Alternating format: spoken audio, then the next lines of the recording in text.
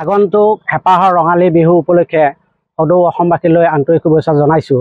আমাৰ ৰংমহলৰ জীয়ৰী বোৱাৰী ছোৱালী সকলোৱে সংগঠিত হৈ যিটো জেং বিহুৰ গঠন কৰিছিলে, সেই জেং বিহুৰ জৰিয়তে ৰামধেনু জেং বিহুৰ জৰিয়তে তেওঁলোকে ইতিমধ্যে বিভিন্ন ঠাইত তেওঁলোকৰ নৃত্য প্ৰদৰ্শন কৰি এক সুনাম অৰ্জন কৰিবলৈ সক্ষম হৈছে। আৰু এই ৰংমহল ৰামধেনু জেং বিহুৰ দলটিয়ে মুকলি বিহুত তেওঁলোকে নৃত্য প্ৰদৰ্শন কৰিব আৰু তাৰ কাৰণে তেওঁলোকে ইতিমধ্যে আখৰা চলাই আছে।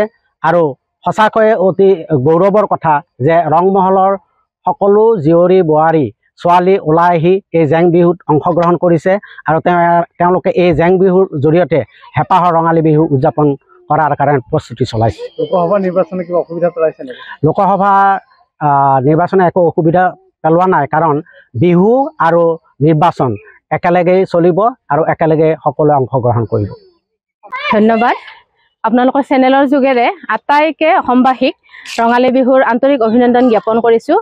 আমি আমাৰ ৰংমহলৰ আমাৰ এইটো ৰামধেনু বিহু হুঁচৰি জেং বিহু হুঁচৰি দল, আমি প্ৰত্যেক বছৰে এনেকৈ জেং বিহু গাওঁ, মঞ্চতো গাওঁ বা আমি এনেকৈ আটাইয়ে লগ হৈ আমাৰ গাঁৱে গাঁৱে ঘৰে ঘৰে চোতালে চোতালে এনেকৈ গোৱা হয় হুঁচৰি।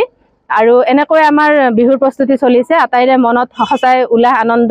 আৰু ৰঙালী বিহু বুলি ক'লেতো আপোনালোকে জানেই, আৰু ৰঙালী বিহু বুলি ক'লে সকলোৰে এটা বেলেগ উৎসাহ মনত, এনেকৈ আমি প্ৰস্তুতি চলাই আছোঁ।